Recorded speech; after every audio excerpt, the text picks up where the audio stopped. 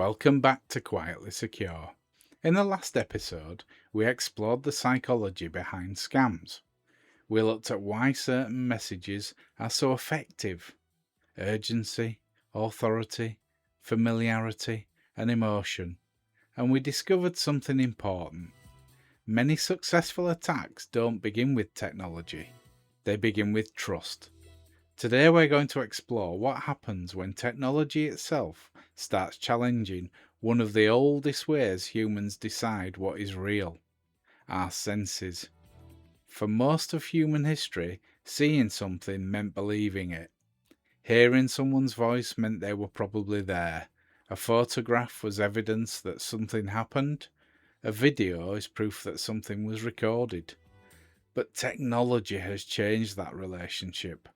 Today, images can be created, voices can be copied, faces can be generated, and videos can show people doing things they never actually did. This is the world of deepfakes and synthetic media, and like many technologies we've discussed throughout this podcast, the reality is both more interesting and more complicated than the headlines suggest. Let's start with the basics. Synthetic media is content created or modified using artificial intelligence. This can include images, videos, voices, music, text. Some examples are completely harmless, like the advertising graphics I do for the podcast. A filmmaker creating a digital character, a game studio creating realistic environments, a company translating a video into another language while keeping the original person's voice. These are creative uses of the technology. The challenge begins when the same tools are used to mislead. This is where deepfakes enter the conversation. Throughout history, people have manipulated information. Photographs have been edited, audio recordings have been altered, videos have been taken out of context. So what makes deepfakes different? The difference is scale and accessibility.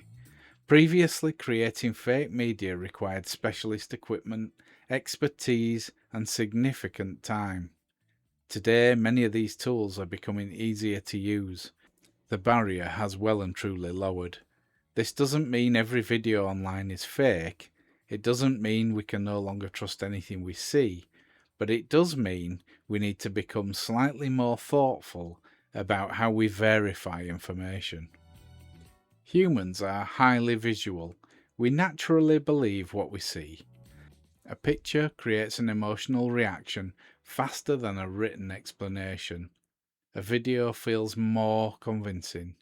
Seeing a person speak creates a sense of connection. We see facial expression, body language, tone. All of these signals help our brain decide, is this person real? Deepfakes work because they exploit some of those signals. They don't just create information, they create familiarity, they create confidence, they create the feeling that something is genuine. Many early deepfake examples focused on celebrities, actors appearing to say things they never said, public figures appearing in fake videos. This attracted attention because the subjects were recognizable. But the bigger concern isn't necessarily famous people, it's ordinary people. Imagine receiving a video message from someone you know, a family member, a colleague, a manager.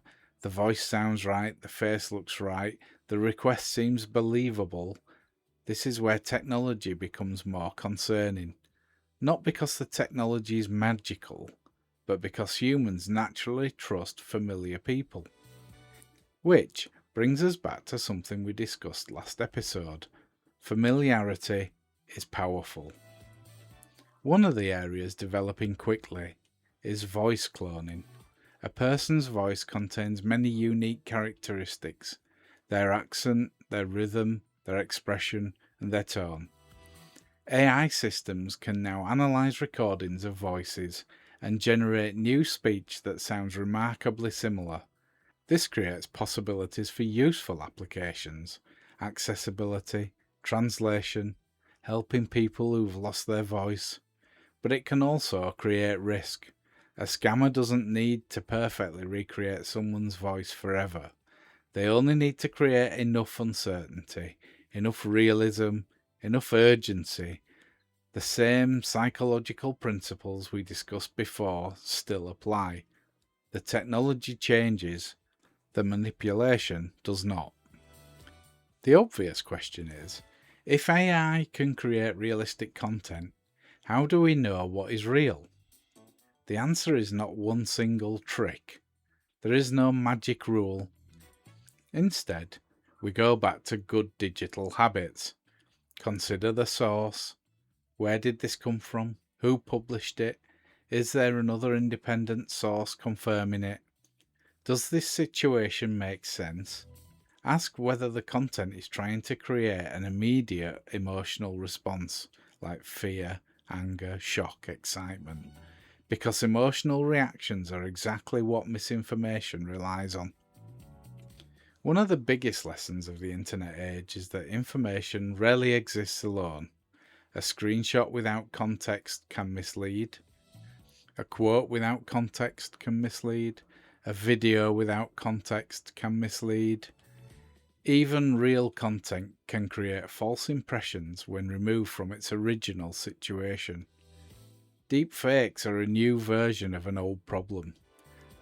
The challenge isn't simply identifying fake things, it's understanding the bigger picture. This is where the conversation about AI often becomes pessimistic. People ask, if everything can be faked, how can we believe anything? But history suggests something different. Every major communication technology has created similar concerns. Photography, radio, television, the internet. Each one changed how information spread. Each one created new challenges. But society adapted. The answer was never to stop using technology. It was to develop better ways of understanding and verifying information. The goal isn't to become suspicious of every video. That would be exhausting. The goal is to become comfortable asking better questions. Not, is this definitely fake, but what evidence supports this? Where did it come from? Who benefits if I believe in it? Those questions are useful whether AI exists or not. Deepfakes are often described as a technology problem, but they are rarely a trust problem. The technology makes creation easier, but human behaviour determines whether it succeeds. We trust familiar voices, we trust confident appearances, and we trust things that feel real. Understanding that doesn't mean becoming cynical, it means becoming more aware.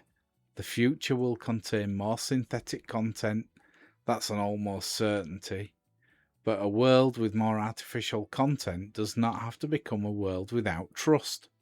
It simply means trust will need to be supported by something stronger than the appearance alone, like evidence, context, and thoughtful judgment. Thank you for listening to Quietly Secure. Next time we'll explore one of the biggest questions of the modern technology age. Can you trust AI answers? Because if artificial intelligence can create images, voices and videos, what happens when it starts answering our questions? Until then, stay curious, stay calm, and as always, stay quietly secure.